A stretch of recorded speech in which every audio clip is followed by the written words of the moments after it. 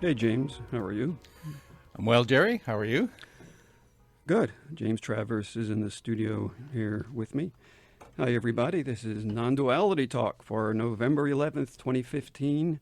You're listening to CKDU 88.1 FM in Halifax, Nova Scotia. We're streaming online live at ckdu.ca. I'm Jerry Katz. My guest in the studio, as mentioned, is the always enjoyable, poignant, profound, what else, James? Direct. I'm here. And he's here. Happens to be here. James Travers. Welcome. Thank you, Jerry. Welcome, James. Always good to have be you. here. Always good to. I just say always good to have it. Yeah, like Yeah. my favorite guest, just about. I can't say you're my favorite guest because I have a lot of people who are my favorite guests who are listening. We're going to talk about your new book, Homeground, Head to Heart, and I'll give you your website right away where people can get your book. It's beingyoga.com. That's right. All one word. It's Remembrance Day in Canada and in the UK, and Veterans Day in the US, of course, and other countries in Europe. It's Armistice Day. And James, I believe you'd like to take a moment just to acknowledge the day. Yes. We chatted a little earlier, and we think it's appropriate to share a poem. Okay. And one that's really popular that is often read on days like today, especially Remembrance Day, is In Flanders Fields by John McCrae. Okay. In Flanders fields the poppies blow, between the crosses, row on row, that mark our place, and in the sky the larks, still bravely singing, fly, scarce heard amid the guns below. We are the dead. Short days ago we lived, felt dawn, saw sunset glow, loved and were loved, and now we lie in Flanders fields. Take up our quarrel with the foe. To you from failing hands we throw the torch. Be yours to hold it high. If ye break faith with us who die, we shall not sleep, though poppies grow in Flanders fields.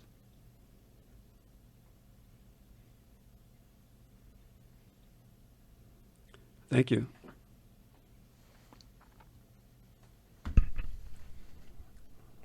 It's a powerful day. We're on the Dalhousie campus. There's nobody here. It's a day to remember, and it's just quiet. Mm-hmm. What's really extraordinary about days like today is we're so fortunate to live in a country like Canada and places like Nova Scotia. The peace that we are able to take for granted, it's so special. And days like this we remember and are thankful for the sacrifices that were made so that we can have this kind of peace and the lifestyle that we enjoy so much. We talk about, sometimes people get into non-duality teachings and people talk about self-remembering, remembering who you really are. Yes, yeah. So there's even a kind of a transition to what we're talking about. Yes, it very much is the case. Non-duality is just that. It is a remembering, a self-remembering of the true nature of who and what you are. It's not something that is not always available. So it's not something that you have to achieve or become. It's something that is there. It's just simply a matter of realizing it. The way that I speak about it, and in this book that we're talking about today, is I see that it's veiled, that there's something shrouding the vision, so it's not seen clearly. And the reason for the title, Homeground, is just that. Homeground is non-duality. It's the experiential nature of living this as the truth of your being. And I say head to heart. Well, you and I are chatting, and we can read lots of books and get lots of pointers and things to the true nature of being. Unfortunately, that stuff is very much intellectual, and if it just remains head stuff, then it doesn't really change a whole lot. I can echo what my teacher, Jean Klein, used to say often, that when you're learning something in an intellectual manner, and if that's the quality and the content of it, then it's like rearranging the mental furniture. Things appear to be novel, and things look a little bit different because you've rearranged things. But there's really no substantial change if it just remains at that level, just something that is intellectually understood. You're still in the head. You're still in the head, exactly. And there are kind of levels to this veiling as well. So it's not just that it's shrouded. It's shrouded with like multiple kind of veils, at least the way that I would describe it. Again, this is intellectual, but the intellectual description would be there's one level of it that's thinking, that's head stuff. And then there's another level of it that's feeling, that's felt. That's more body stuff. Because if you approach the average person on the street, just, if we were to wander outside the studio right now, and randomly ask people, who are you? And once you get past their name and things like that, or their occupation or their bank account, which is typically what people identify themselves as, they get into their body. So the first part typically is intellectual, and when you press them deeper, they get into something that's more feeling-based. So even if you can explain all the intellectual stuff and show them, comparatively, it's easier to show the intellectual shrouding of who you are via the content and activity of your mind, deriving your identity that way. And it's relatively easy to dispel that particular one and unveil that level of distortion. The deeper one, the connection with my body, I feel that I'm my body here, seated in this chair, and Jerry Katz is over there, and he's separate from me, and I strongly feel that. That one is much more difficult to explore and to unveil. But in both cases, that's what the intention of this book is to help you to understand, first, the nature of what's going on, how things are veiled, and I call that duality. So rather than speaking so much about non-duality, it's a little easier to deal with things that are dualistic in nature and to see just what the substance of duality is. And by simply seeing that, then you can see the nature of the problem. And the more you can see the nature of the problem clearly, then the way to proceed becomes much more obvious. I should also say that you're a local guy. You're from Newfoundland originally. Yes. Yeah. Yeah, I'm from northern Newfoundland originally. Grew up mostly in St. John's. Then, like a lot of Newfoundlanders, I spent a lot of time in other parts of Canada. And my yoga studies have managed to get me trekked around quite a bit in North America and somewhat in India and a little bit in Europe. But, landed here in Nova Scotia, and I've had a couple of stints here, and I've been here now for, maybe another 20 years, the past 20 years. Yeah, and you've been the yoga teacher here for many years. You studied with Iyengar personally, and you studied with Jean Klein. Yes. Those are my two main teachers in terms of yoga, and the non-dual approach is largely from Jean Klein. Yeah. Something you say in the introduction is that you say do not believe anything people read there. What's that all about? Well, part of the problem that I was just describing about the misunderstanding of the true nature of being, it's deriving your identity through the content and the activity of the mind. And if you just simply believe what I have to say, it's just more content. So it's best to have a healthy kind of skepticism. One is asked to listen, to not dismiss what is being said, but to listen, apply it, and test it. If it's true, it'll stand up to any test. And so it's not just another belief. And a belief is a second-hand truth. So what I would like people to have is something that's first-hand, something that they can experientially taste and understand for themselves. Then they don't have to believe anything. And everything that I can say and ask them to explore can be verified by their own experience. You even have a chapter called Concepts, and in that chapter you talk about concepts, beliefs, and the thing itself. It's like three different things. Yes. Is this a good time to kind of elaborate on that? We can if you wish. The concepts are just simply ideas, mental thoughts, and the content of the mind. The beliefs is something that you don't really have any evidence for. It's something that's secondhand, as I said a moment ago. You read it somewhere, or you heard James Travers talk about it on a non-duality talk radio, and you decided to believe that particular thing. And so it's not really true for you. It's something that is true for somebody else that you heard, and you're making it your own in a second-hand way. That's a belief. The thing itself is not really something you can actually speak about because it is experiential in nature, but it is the living experience of what is true. And even when you're living a lie, if you can see that That's the nature of your experience, and there's a certain truth in that. To see the false as false is to see that there's a certain truth here. So the thing itself, it's neither really true nor false. It's the thing itself. It's the actual experience. You have a lot of exercises in your book, quite a few of them, and you've been in our big part of our non-duality Satsang group for years. And so I've experienced, I think, all of the exercises that are in your book. They're very powerful. So they give, like you said, give a person experiential understanding of what you're talking about. And the exercises are real important. And I think, like did you invent most of them or make them up or borrow them or shape them? All of the above. Some of them are mine. A number of them are borrowed. And some are just, from intuition that the modifications of other things that I was exposed to and found helpful, and I just twisted them maybe in varieties of ways so that I could use it for my own purposes. I want to do a couple of things. First, do you think you've given enough of an introduction to maybe engage in exercise at this point? Yes. Maybe. I'd like to say just a little bit more, if I might. Okay. And I just want to, at this point, just invite people to call at the top of the hour. We're not quite ready yet. Maybe around the top of the hour to give us a call if you want to talk to James. Our phone number here in Canada, the country code is 1. And our phone number is 902-494-2487. That's 902-494-2487. Call us around the top of the hour and talk to James. If you're in Newfoundland, I guess it's at the bottom of the hour, right? Newfoundland's a half an hour ahead of everybody else. No, we're not going to get into that. Yeah, so as far as an exercise, it's great for people at home. Today, maybe they have a day off and they're just relaxing. Yes. So perhaps, so lead us into an exercise. The problem is duality. So what is duality? Duality basically is separation. Like I said a moment ago, there's a very strong feeling connected with the body and somewhat with the mind that this guy, James, is seated here and he's separate from Jerry and the chairs and everything else in the studio.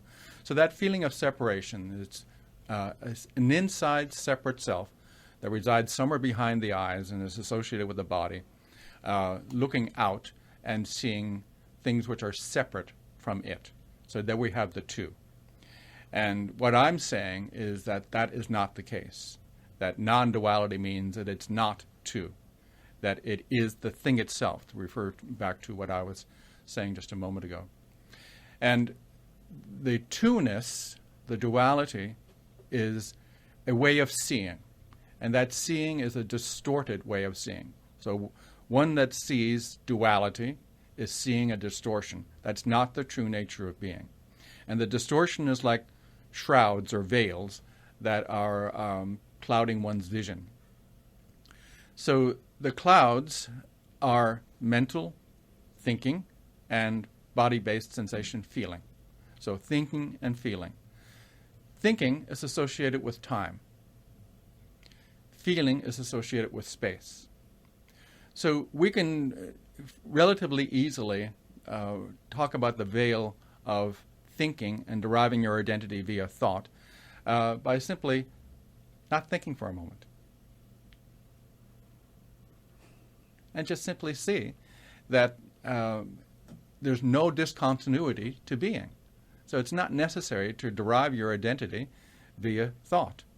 And thought associated with time, again, it's fairly easy to dispel the fact that there's only now. So there's not a past or a future, which we tend to speak about. Functionally, that kind of language and that kind of thought has its place. But in terms of the experience, you could ask yourself the question, have you ever experienced a time other than this? And even if you're having a psychic experience or you're dreaming about the future, when is that actual experience happening? That experience happens in the eternal present. There's only this. So all the thought-based stuff and the things associated with time are relatively easy to dispel that kind of veil. So the second one is a bit more difficult, but this is where these exercises are really helpful, and that's why I wanted to make this additional comment. because the second one is feeling-based. I feel that I'm associated with this body. And even though I can follow along this kind of intellectual description about my identity is not based on anything that I can think, because I don't have to think and I'm still continuing to exist and to be. The feeling is stronger. And the way to unveil these things is just like what I just did a moment ago with talking about time and thought. Is you're using thought like a thorn to remove a thorn, and then you don't need the thorn that you used to remove the other thorn, so then you discard both. It's a kind of a deconstruction. Like you're saying, it's a self-remembering. So if it's feeling-based that you're deriving your identity, then a feeling-based exercise is part of the remedy, part of the solution for how to remove that shroud, that one that's connected with space. So thought is associated with time. Feeling is connected with space. I feel that there's a center, a localized me that's here associated with this body. So we have to question this whole idea of the body, and this is a simple exercise that we can do to explore that. So are you ready? Yeah, so this is for the body then. Okay. Yes. So what we're going to do is just simply look at what is known as your left hand. Okay. And you can do this with your eyes if you wish, or just simply feel it. Maybe even better to close your eyes. So with your eyes closed, feel and sense what you understand to be your left hand. Feel the forearm associated with that hand. Feel the hand. Now feel the fingers. Each of the fingers, starting with the smallest finger, then what's called the ring finger, the middle finger, the index finger, and the thumb. Now sense the entire hand. Get a feeling for your entire hand. Good. Now drop that. And look at the same area that you just looked a moment ago, without the idea of a hand. And just notice what's there.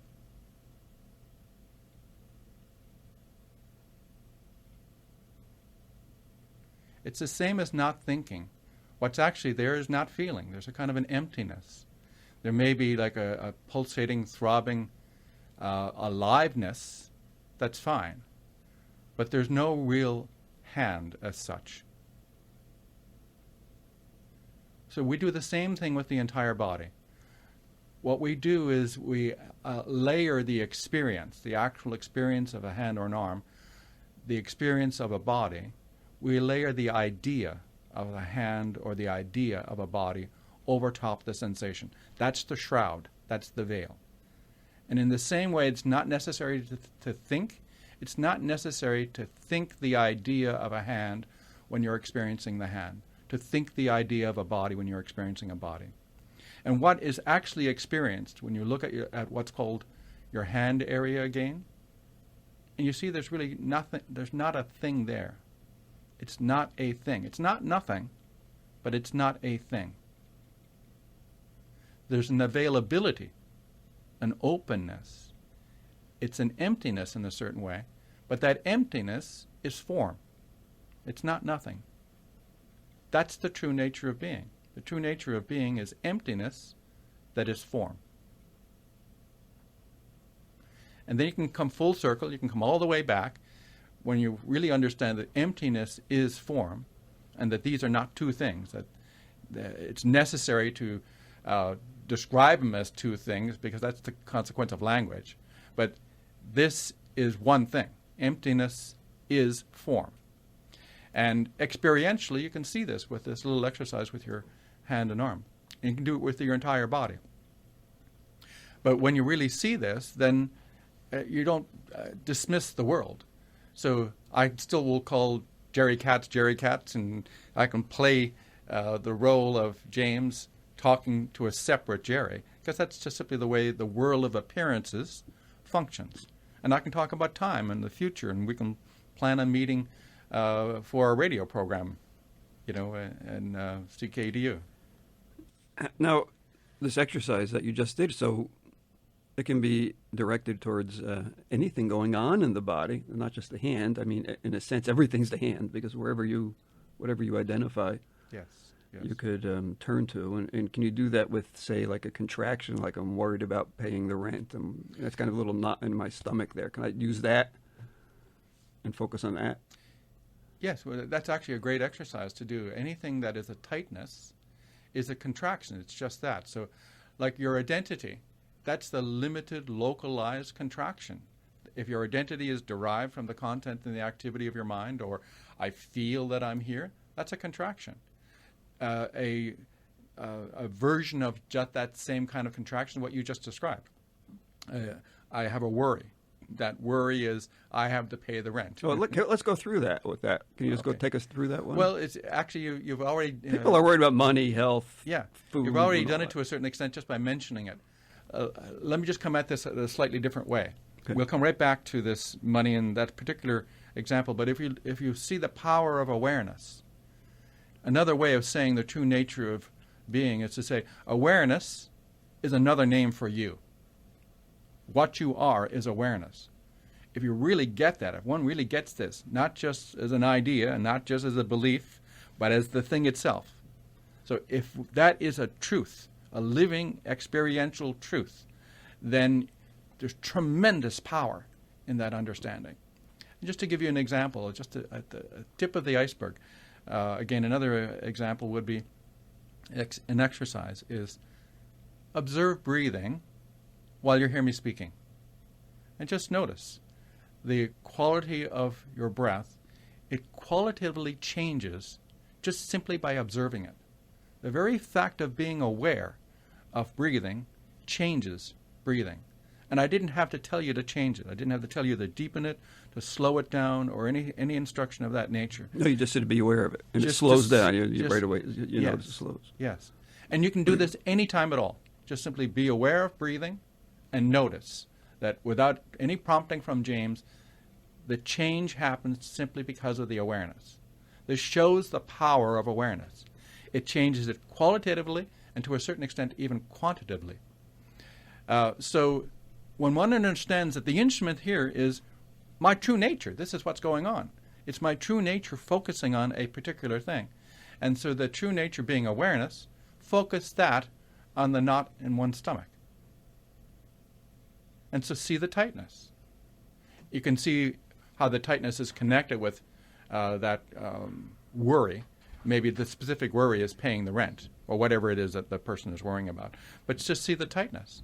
And if one can just simply be with the tightness, now you're with a feeling-based thing, you're with something that's very real, it's experiential, so you're feeling something that's there and it's tight. And you're not being asked to do anything about it other than simply be aware of it. And the very seeing of it is the doing. The seeing is the doing. Now this kind of brings us back in a certain way. The title of the book, Homeground, Head to Heart. The heart-based activity is feeling-based. The head-based activity is thought-based. Heart-based activity is, exponentially more potent than head-based activity. So things that are done experientially that are felt have tremendous power. And when that's combined with awareness, I'm feeling and I'm actively with something that is experientially real in the current moment. So you're not playing with all kinds of time and thought things. It's in the current moment, and it's feeling. It's something that's true at this particular moment. Take awareness to whatever that is, and the very seeing of that is the doing. A little bit of a repeat with a slight twist is these veils, one of the ways that the duality can be described is that there's seeing with the mind and seeing through the mind. And in that book, the other thing that I use often are stories. There are simple short stories and examples. And one of the most famous ones is the rope and the snake. And that, just quickly for people that don't know that particular story, it tells the story of a man who's terrified of snakes, and he's late for an important appointment that he has to be to. And normally he'd avoid this field because the locals say that this particular field is infested with snakes. And since he's terrified of snakes, he usually manages to get around this particular field. But this particular day, he's late. It's right at dusk. The sun's about to go down. It's a field of tall grass, and he's walking through this field because he's going to be late for his appointment otherwise. He steps on a thick rope. He mistakes the rope for a snake, and he has a panic attack. He turns and runs away from the rope, and he smacks right into another human being who happens to be the owner of the field. Now, the person who ran away and suffering the panic attack, at this point, he's lying on the ground, and he's gasping for breath, and he's pointing toward the rope, and he's going, "Snake, snake." And the owner of the field has kind of figured out what's going on. He walks over to where the rope is, which is what he was doing in the field. He was going there to get his rope. And he confirms that this person stepped on a rope and mistook it for a snake. And he comes back and he talks to the person who's still on the ground, panicking a little bit, and tells him, "Look, you didn't step on a rope. You stepped on a snake. You didn't step on the snake. You stepped on a rope." And he manages to calm him down. And when he gets him really to a point where he is settled down enough, he says, "Come with me and I'll show you that what you stepped on was actually a rope and not a snake." And with a little encouragement, he does just that. And he confirms that what he stepped on was a rope and not a snake. Now, there's a whole lot in that. But seeing with the mind, because he's terrified of snakes, he imposed the idea of a snake on a rope. And he didn't actually step on a snake, he stepped on a rope. But because he derived the idea via the content, the activity of his mind, to him, it was really a snake. And he actually did suffer a panic attack. So that knot in your stomach, it's derived from this mental kind of activity, this worry. And does the worry really help? Does it change the actual situation of having to pay the rent? Makes you a bit mindful of it, but it doesn't really make all it does adds a layer of suffering to a challenging situation already. So you're not offering an escape, but you're saying that when you see the rope as a snake, you're seeing through the mind, or is it accurate to say you're seeing through the conditioning of the mind? When you can see the rope as a rope, or seeing with the conditioning. Wait, they're seeing with the mind. When you're seeing using the mind. Yeah. Let me get it right. Yeah. When you're seeing with the mind, you're seeing with the conditioning. Yes. With the conditioned mind. Yes. When you're seeing through the mind, you're seeing through the conditioning. Exactly it. Okay. Seeing through the mind in this case means that the mind is silent. Yeah. And you're seeing things as they are. Yeah. When you're seeing with the conditioned mind, using then your you're language, using it. Yeah, you're using it. So the mind is shrouding the seeing. It's distorting what's being seen by putting this layer of an idea on top of the experience. The same as what we do with the hand. We look at the hand, and we've been conditioned to call this thing a hand. Now, we could call it a balloon. It would still function the same way. But we're so used, the habit of the way that we come and experience in the body, and a person who's terrified of snakes has this habit, has this habitual way of being. And so that person does that kind of thing habitually. And so the poor soul suffers an enormous amount unnecessarily. And the suffering is very real because the person actually does experience a panic attack, and that's not very pleasant at all. No, it's pretty horrible.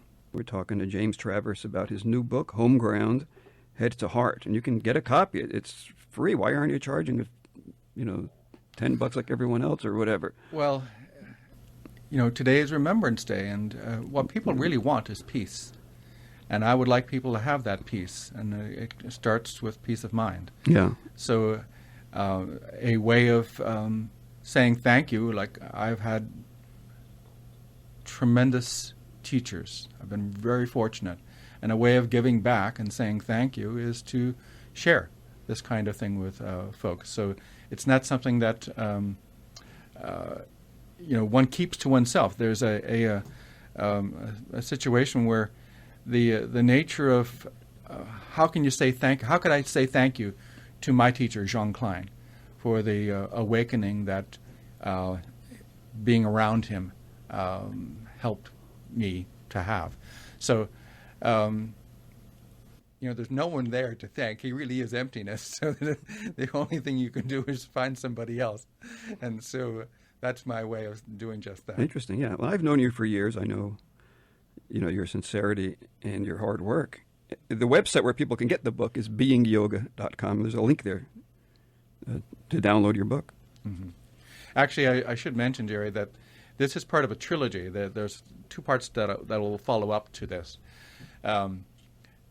It's wonderful to chat and to share examples and things. And this book, it does stand alone, so you don't really need anything else. Yeah, I think so. Explore these exercises. There's something like 21 exercises there that you can take the information off the pages, explore them, and some of them are exercises are deeper than what I was just sharing with you. They are. Yeah.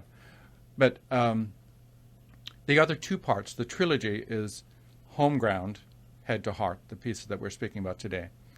My background is in yoga, so Nisarga yoga.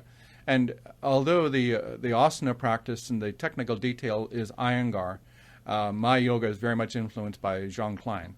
And Jean Klein didn't actually call it yoga. He felt that there was a lot of baggage around yoga and misunderstanding.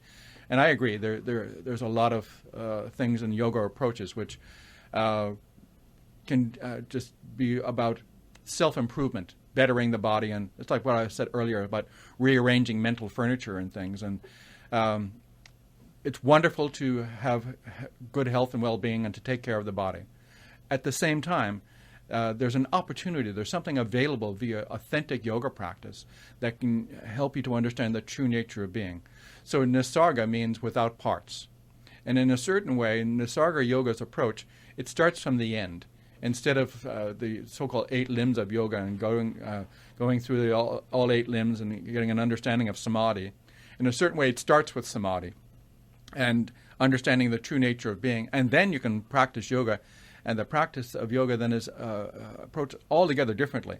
If you're not, meditating to get somewhere, but you're simply, it's a celebration of being, and you want to have some understanding of the true nature of being to begin with, then the premise from which you approach yoga at all is altogether different, and the experience is also altogether different. So Nisarga yoga is the second part. And then the third part is Yoga Nidra yoga. And the yoga there it's a guided relaxation meditation. And it's one of the simplest and most direct ways to actually get a taste of the true nature of being. My particular version of Yoga Nidra is somewhat inspired by Ramana Maharshi. And I think many people know, and if they don't, they can easily check to see what I'm about to say is true, that Ramana Maharshi came upon his understanding of the true nature of being by simulating his own death. And what he did is he basically, instead of dying, he didn't physically die, but he just looked at these things and he discarded all the things that he wasn't. In a very similar way, the guided relaxation of Yoga Nidra, which is a practice that approximates deep sleep, what happens is the ideas of who you are simply fall away. And in deep sleep, even the feeling falls away. So there's a way of practicing where you're wide awake and alert while experiencing deep sleep. That practice is called Yoga Nidra. But it's very similar, and I would say identical, to what Ramana Maharshi did when he simulated his own death. And he did like a corpse pose. Shavasana in yoga is called the corpse pose. So it's very much the same kind of thing that allows you to relax out of any idea of what you think or you feel that you are, and there's an experiential taste of the true nature of being available via that practice. And it's really simple because you actively do nothing. And in actively doing nothing, there's no discontinuity to being, and there's available there via that practice a direct taste for who and what you are. So all these things are obviously synergistic. They're just different windows of coming to an understanding experientially of the true nature of who and what one is. Yeah, and as you mentioned earlier, you have an exercise in your book called Doing Nothing. Well, the exercise tells you do nothing. Yeah, that's the exercise. Do nothing. That's the exercise. Yeah, we can do it now if you wish. But you can see If we do this just for just a few seconds, I know we don't want to have a whole lot of dead air and a radio program, but just for a moment, if we do this.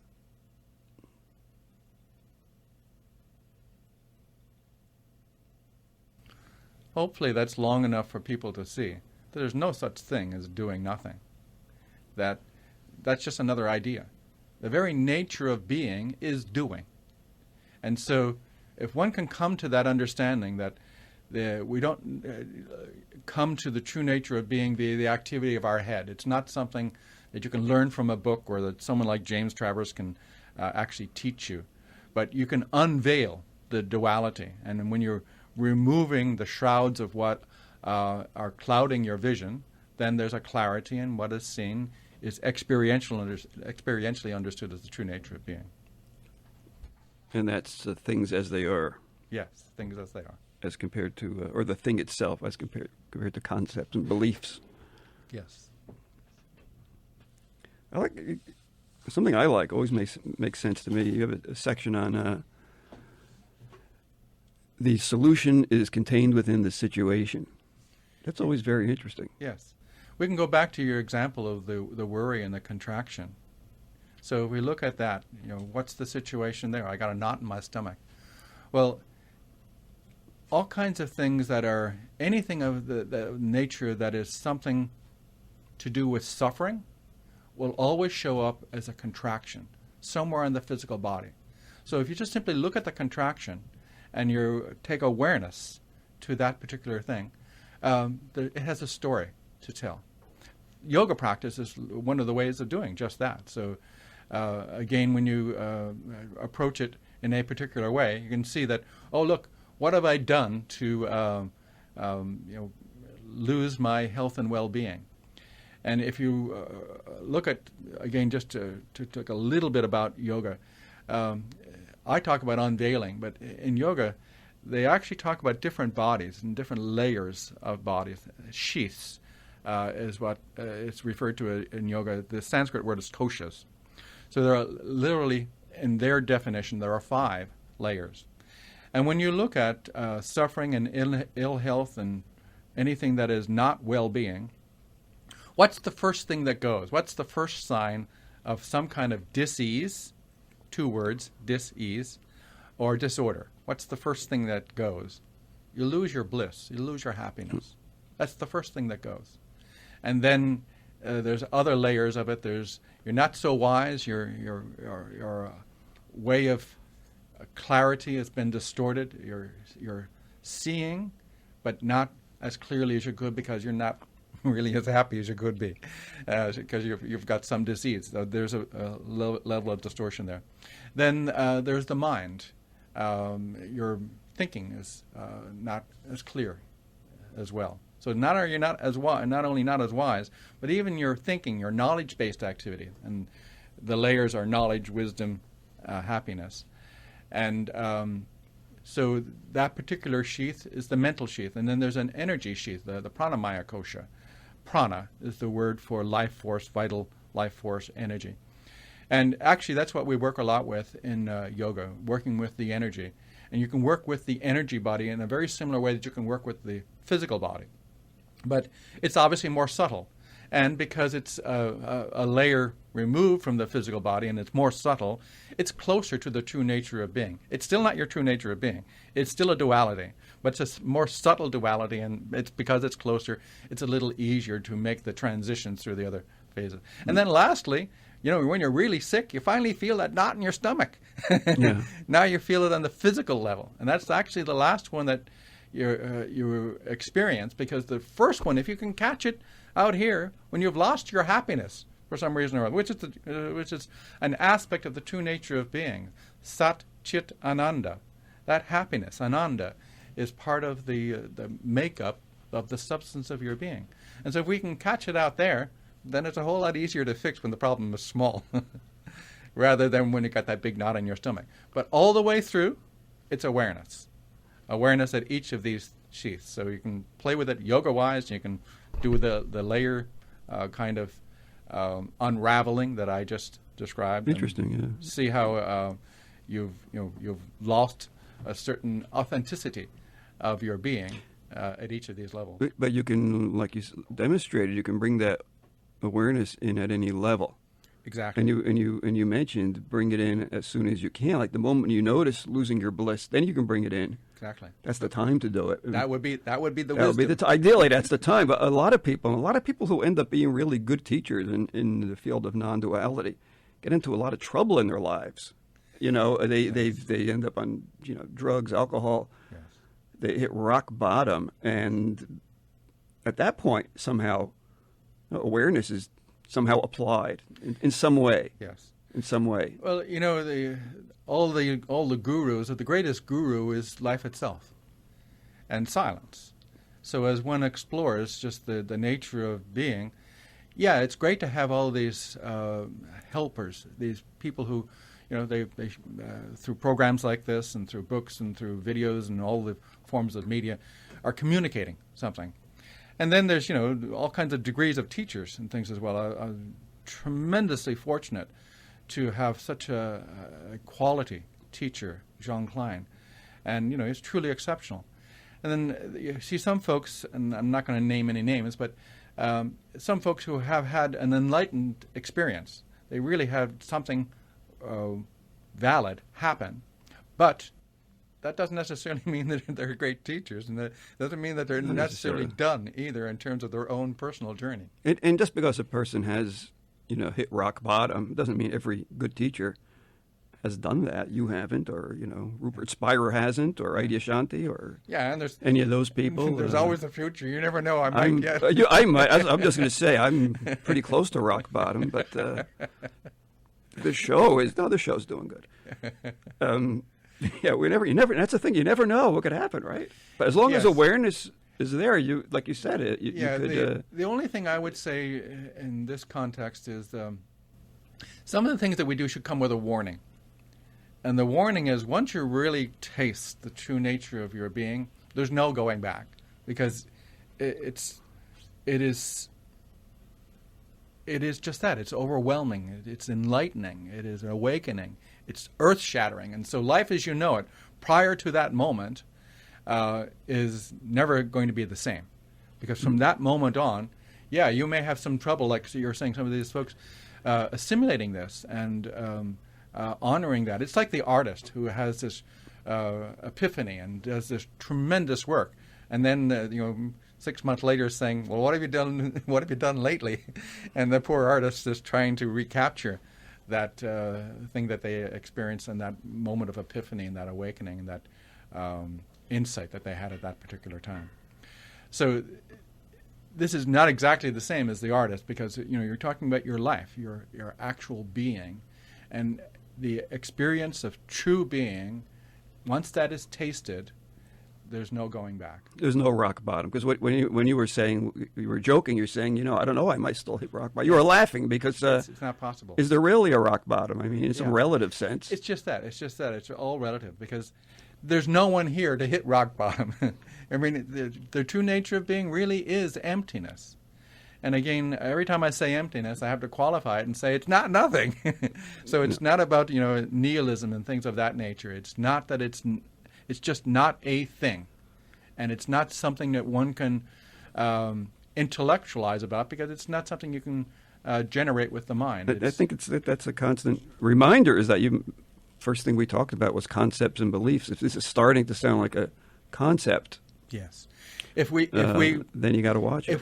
If we make a concept out of emptiness, then we've gone the wrong way, because it's like again some of the comments that I've already made. If you have the wisest person say the wisest thing possible about non-duality, and for you it's just an idea, then it's useless. In fact, it could be just another form of suffering, because you somehow know it intellectually, but it's not something that's true for you. So the only way it can be true is why I say, again, don't believe anything I have to say, is you have to test it, and it has to be experientially true. You want to try like another exercise, like your koan exercise. It goes very deep. That goes very deep. Your koan. I don't know if you want to do that one, but you have other, some you need like maybe a piece of paper or something like that. But Well, actually, either one. Try something else. Either one of those, they're kind of both the variations of the same thing. The coin is really a simple thing. It's put a coin on a tabletop. All right, let me get a coin. It's going to cost me money here. There's no change. There's no change. All right.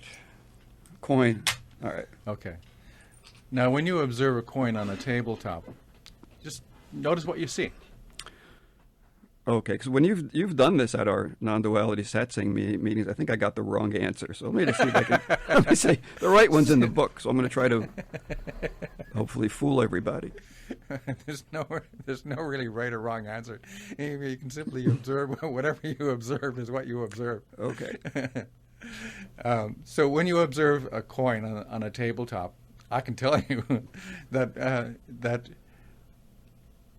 there's one side and what's called the thickness as the edge of the coin, right? That's right. What's seen.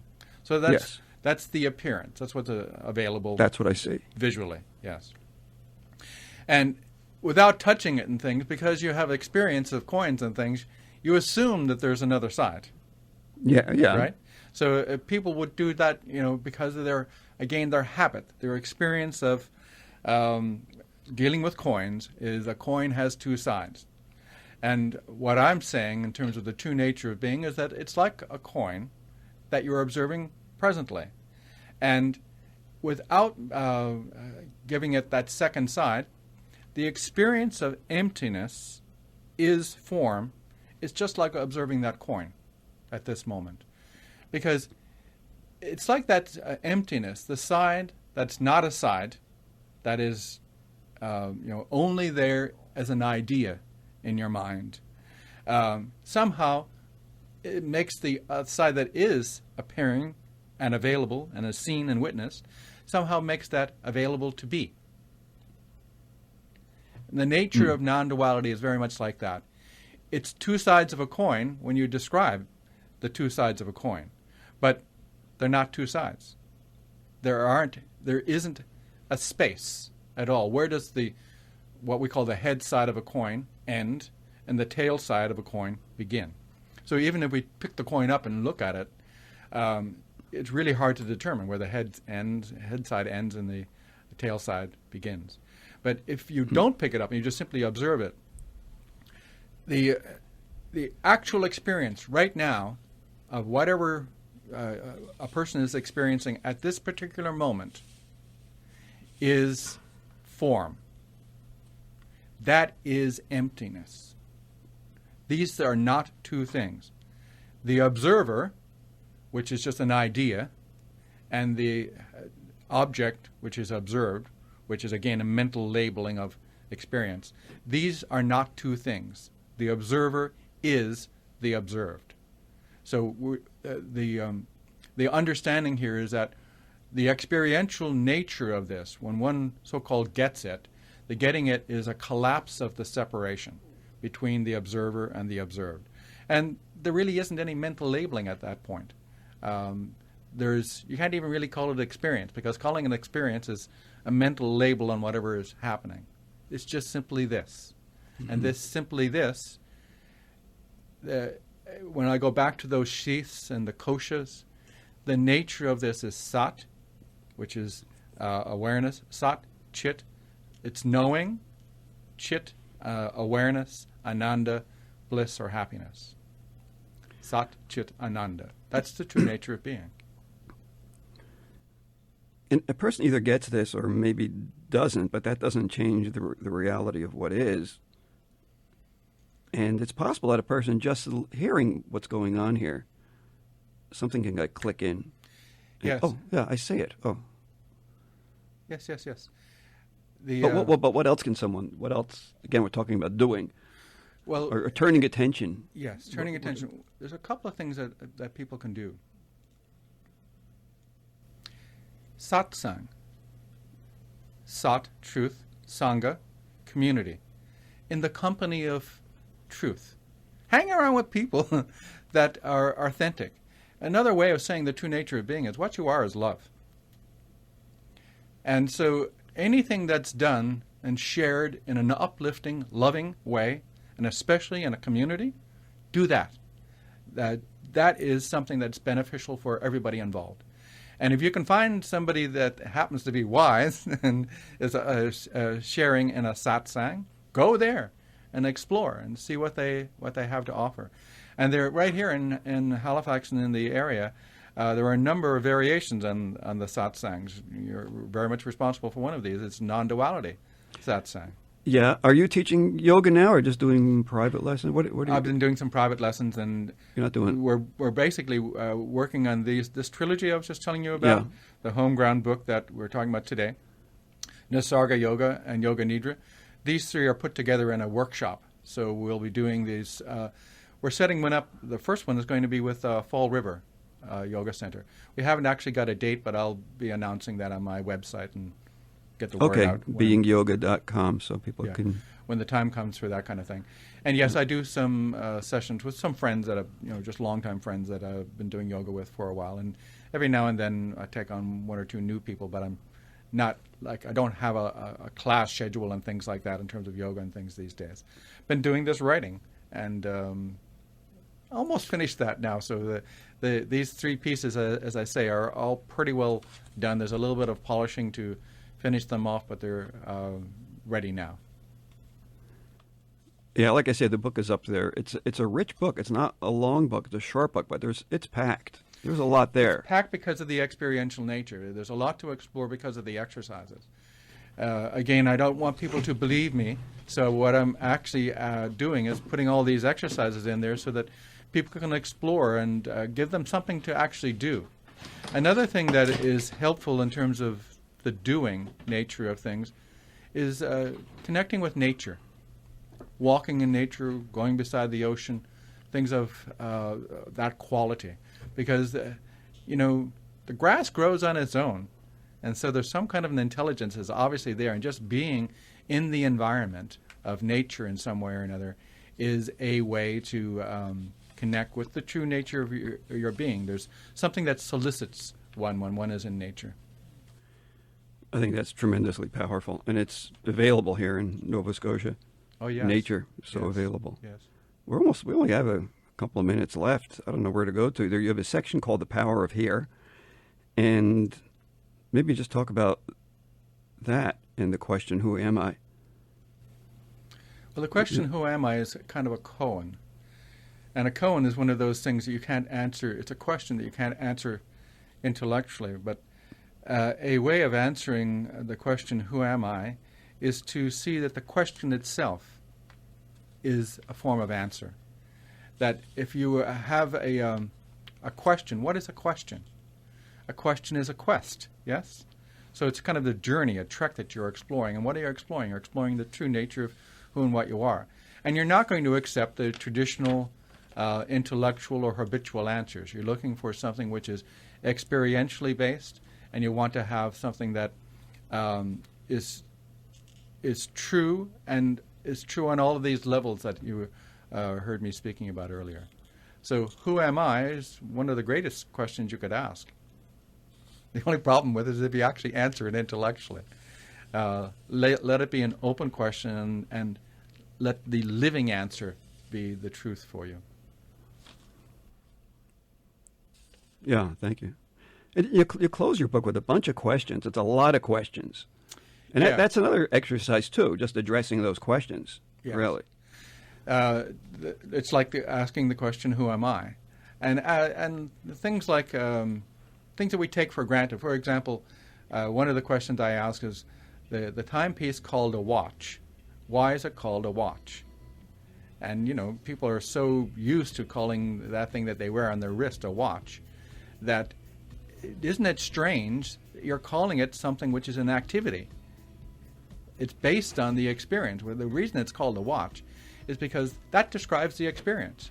You actually observe this passage of time, and like a night watchman or a person who is on watch at sea or something of that nature, that's the experience. What they do is they're watching. And so this is where this word comes from. And, we're so far into our heads in a certain way that we call that time and we think it's real. Well, it is real, at least on the radio. We're getting near the end of Well, the show. again, I never deny function. So, yes, I understand. We watch the watch and we adjust accordingly. But at the same time, it's okay to question this thing that seems so commonplace and so matter of fact. It's a bit ridiculous to call this thing a watch. Yeah, or to call anything, I suppose. I mean, that's a great way to go off on, to question everything. Yes. And that's a practice right there. And question your labeling of things, because that's where a lot of the where we so-called go wrong. The very fact that I like this quote from Mark Twain. He says, "I never let schooling get in the way of my education." So what happens is there's a certain power in knowledge, and clearly that has its place. But the idea of just getting more information and more knowledge by labeling things and so-called knowing them, because I have this knowledge, information about a particular thing, that doesn't really mean that you know it. The thing that is most important to know, the greatest accomplishment of a human lifetime, is understanding the true nature of being, and that is something that is understood by being it. Thank you, James Travers, for another profound show with you. And I look forward to a workshop that you do around your trilogy, your books. My guest has been James Travers, whose new book is Homeground, Head to Heart. You may get the book and contact James at beingyoga.com. Yeah, thanks a lot, James. This was great. Terry. Really Thanks enjoyed having you. Come back again. Okay. This is Non-Duality Talk. Our website is nonduality.org, where this and past shows may be heard. I'm Jerry Katz. Thank you for listening.